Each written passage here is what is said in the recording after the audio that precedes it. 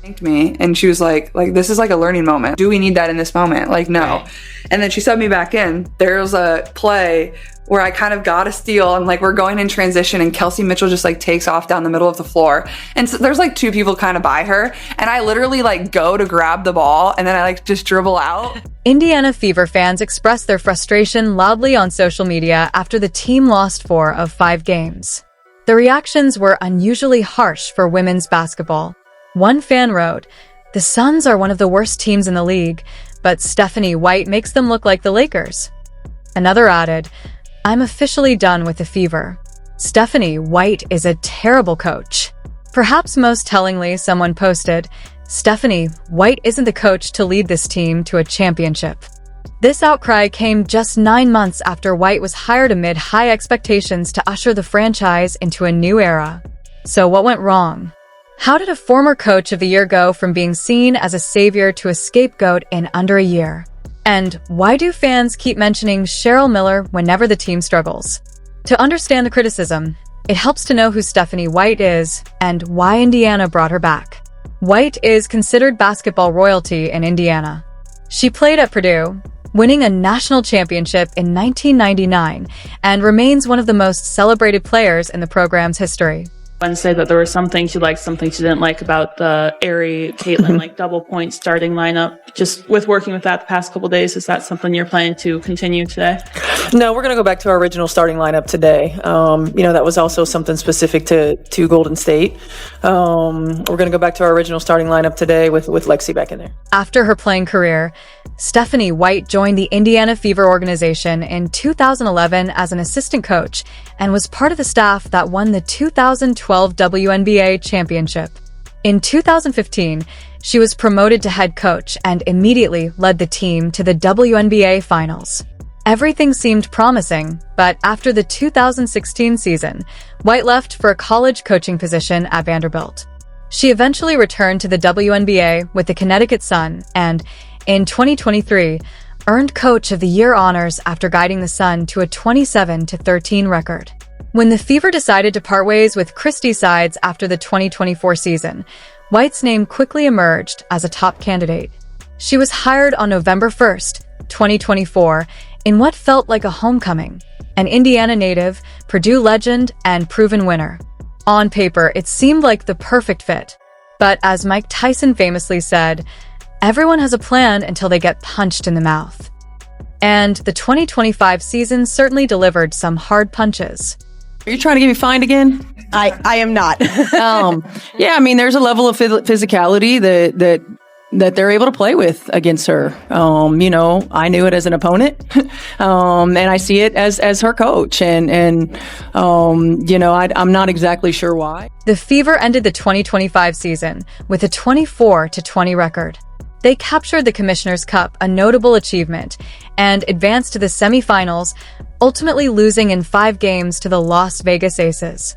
For many franchises, that would be considered a successful season. But the Fever were not in ordinary circumstances. They have Caitlin Clark, the most-watched player in WNBA history, and expectations were sky-high following her spectacular rookie season in 2024. Here's where things got tricky. Clark played only 13 games in 2025 due to a groin injury. Think about that. Your franchise player, the one who averaged over 8 assists per game and transformed league attendance figures, was unavailable for most of the season. White had to figure out how to win without the player who drives the entire team. And for stretches, she succeeded. Winning the Commissioner's Cup was proof of that. Excellent passing season as well. Her assist numbers. Oh no, Caitlin Carter has yet. So right now, picks up the foul. The Fever remained competitive for much of the season, but when losing streaks hit, fans quickly lost patience. The criticism wasn't vague. People weren't just saying, "We're losing, fire the coach." Their complaints were specific and consistent throughout the year.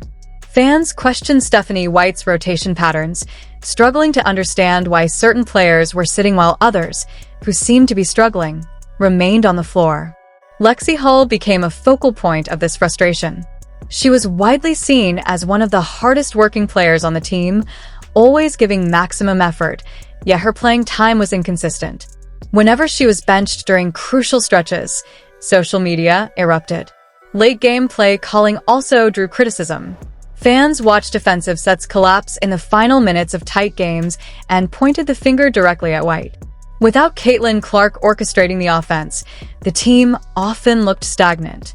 While this was somewhat understandable, fans argued that a coach of championship caliber should be able to draw up more effective plays. The roster had legitimate talent. Aaliyah Boston, a former Rookie of the Year, and Kelsey Mitchell, who can score from virtually anywhere on the floor, were just two of the players capable of carrying the team. I'm just so proud of with this group is it doesn't matter who's on the floor, it doesn't matter who's on our roster. They give each other the freedom to be themselves. They empower one another. Natasha Howard added veteran leadership and skill, but fans felt the roster's pieces weren't being assembled correctly. The losing streak in August became the breaking point.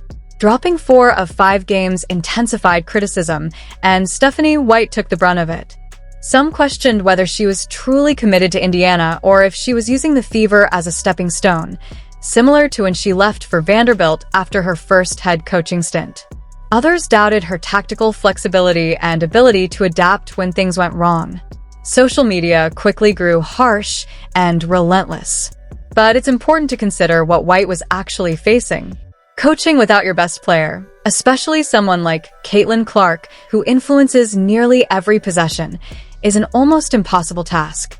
While Aaliyah Boston, Kelsey Mitchell, and Natasha Howard are talented players, none of them are Clark. She doesn't just score, she elevates everyone around her with her passing and the defensive attention she draws.